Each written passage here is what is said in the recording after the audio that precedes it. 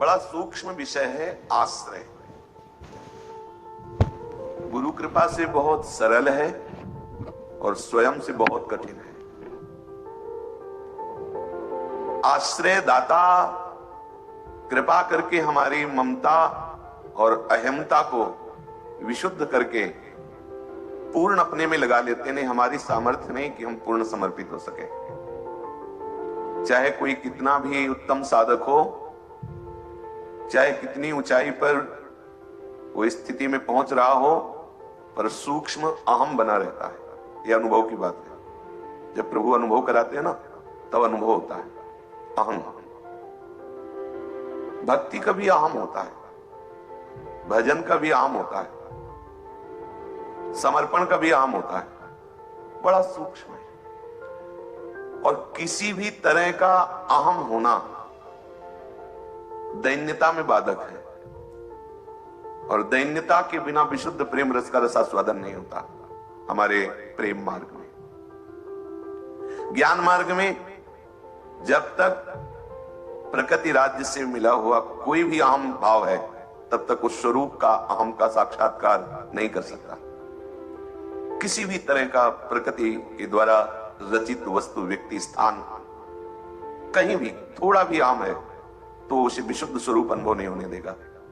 चाहे ज्ञान मार्गी या भक्ति मार्गी उपासक, दोनों के लिए अहम बहुत बड़ा शत्रु है। और ये संस्कृति का मूल है। जितने भी दुख है इसी से प्रकट होते हैं। जितने भी दुख हैं, आप कभी दुखी नहीं हो सकते यदि अहंकार ना हो तो। हमने अनुभव किया है, इसलिए कह रहे हैं। साधन भजन का भी अहम हो जाता है, और ये निवारण करते हैं स्वयं सच्चिदानंद सदगुरु प्रभु। देखो, भगवत अवतारों में देवर्षि नारद जी का नाम आता है। क्या कहीं आप संभावना भी कर सकते हैं कि उनको अहम हो सकता है?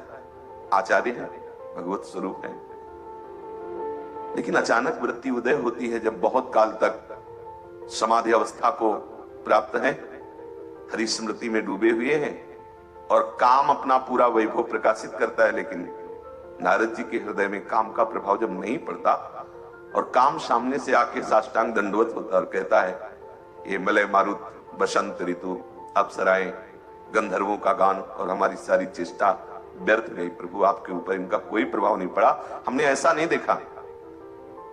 भगवान शिव भी क्रोधावेश में हो गए। अगर हमारा प्रभाव उन पर नहीं पड़ा काम का, तो क्रोधावेश में हो गए। लेकिन भगवान, आप में कोई प्रभाव नहीं पड़ा, आप नाराज भी नहीं हुए, बलिहारी है आपके चरणों की। अब नारद जी को भी पता नहीं चला, और यहां अहम जागृत हो गया। और कई बार चर्चा में हुआ कि भगवान ने कैसे उस अहम का निवारण किया। इतना समर्पित महापुरुष भी अपने इष्ट को साफ दे देता है। देखो, अहम का तांडव देखो, अहम का विचित्र प्रभाव देखो। सामने वो आराध्य देव हैं जिनके बिना वो जी नहीं सकते, जिनके लिए हर समय गुणगान करते हुए, श्री चरणों का आश्रय लेते हुए पुलकित रहते हैं देवर्षि नारद जी। वो कहते हैं, आप हमारे साथ ऐसा व्यवहार किया। व्यवहार शब्द आराध्य देव से, आराध्य देव से भी व्यवहार की आकांक्षा, गुरुदेव से भी व्यवहार की आकांक्षा। देखो, कितनी बड़ी चूक हो गई कि अपने प्रीतम को शाप दे दिया, और प्रभु ने उस शाप को अंजुलि बांध के स्वीकार किया।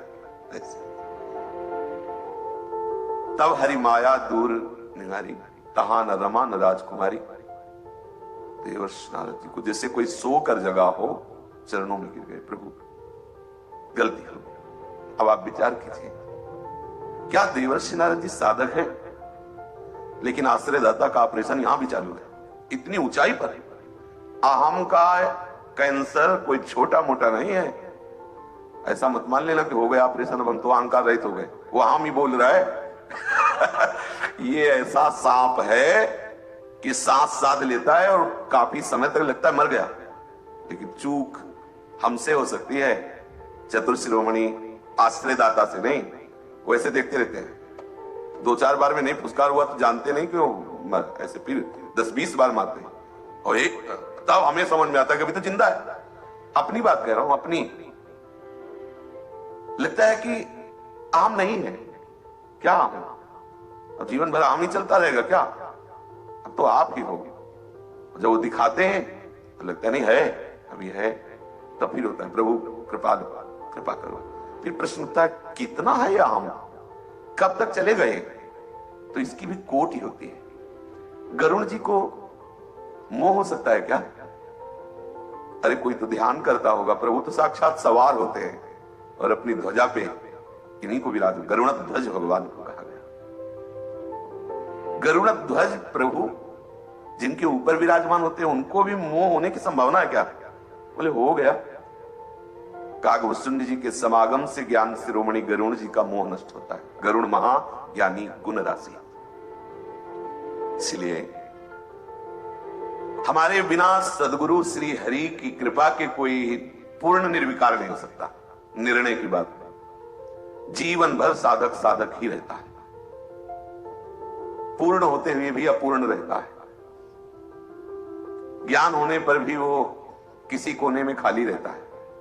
तभी अगाध ज्ञान संपन्न श्री हरि का आश्रय रहता है पक्का। पूरा जीवन लगता है अगर हरि न समझाते तो ये बात तो हम समझ ही नहीं पाते।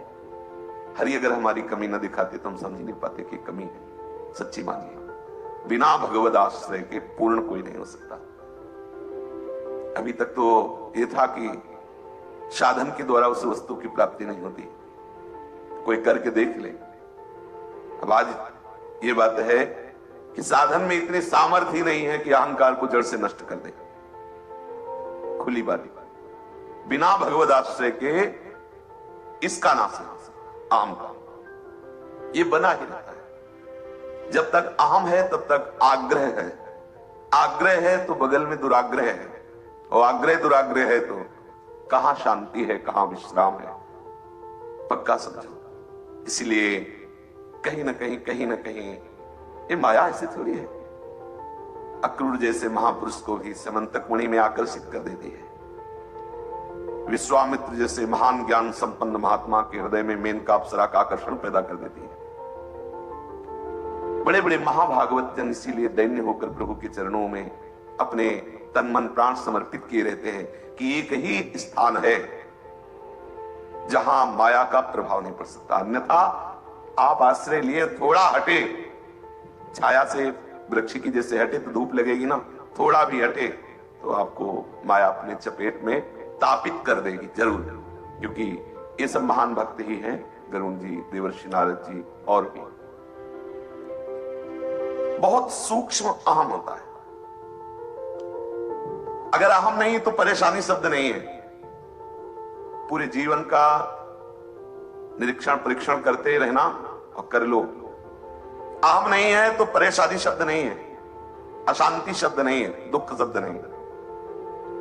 हम राजी उसी में, इसमें तेरी रजा है, परेशानी क्या? कह देना बहुत सरल होता है। जोई जोई प्यारो करे सोई मोहे भावे, कह देना बहुत सरल होता है। बहुत कठिन है।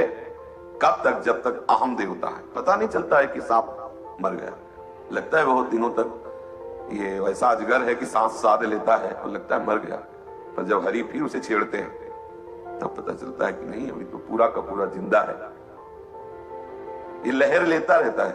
सांप में एक लहर उठती रहती है, जहरी विषैली जहर, हरि ही नहीं पाते। इसलिए कह रहा हूं, बिना हरि आश्रय के काम बनने वाला नहीं है। इसलिए आश्रय ले लो घटकों में, पूर्ण आश्रय। प्रभु के श्री चरणों का उपासक जब आश्रय लेता है, ये प्रभु की कृपा से ही होता है आश्रय। अब सबसे पहली कृपा प्रभु की उपासक के ऊपर यह होती है कि उसे द्वंद्व मुक्त करते हैं। लाभ हानि, सुख दुख, प्रतिष्ठा निंदा, मान और अपमान, ये द्वंद्व है। शत्रु मित्र समझानी, मान मान अपमान सम, दुख सुख लाभ न हानि, यह जो कृपा हरिवंश की। आचार्य कृपा, गुरु कृपा, इष्ट कृपा, सबसे पहला कार्य उपासक के जीवन में एक करती है, उसे द्वंद्व रहित करती है। कृपा क्या किया? लाभ हानि में समान भाव। यह साधारण बात नहीं है। लाभ में सुख और हर्ष होना स्वाभाविक होता है, देख लीजिए, और हानि में दुख और शोक होना स्वाभाविक होता है। ये प्रकृति राज्य में है, भगवत राज्य में नहीं। आप भगवत आश्रित हैं तो प्रभु अब आपकी वृत्ति को भगवत राज्य में ही घसीटेंगे, इसलिए आपको तैयार रहना है। प्रभु आपको ऐसी परिस्थिति देंगे जिसमें आपकी निंदा होगी, आपकी हानि होगी, आपका अपमान होगा, पर आप दुखी मत होना।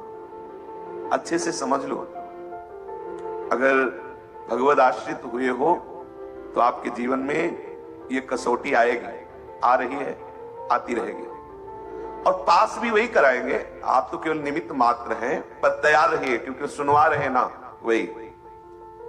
हम बहुत जल्दी निराश हो जाते हैं, बहुत जल्दी हमें लगता है कि हमें आश्रयदाता प्यार नहीं करते, ऐसा लगने लगता है, बहुत कमजोर है, ऐसा लगता है कि प्रभु हमें प्यार नहीं करते, या आचार्य हमें प्यार नहीं करते, या गुरुदेव हमें प्यार नहीं करते। सच्ची मान लीजिए, प्यार के समुद्र हैं, उन्हें गाली दो तो भी वो प्यार ही करेंगे। वो जहर पिलाने वाली से भी प्यार किए तो हमसे क्यों नहीं करेंगे।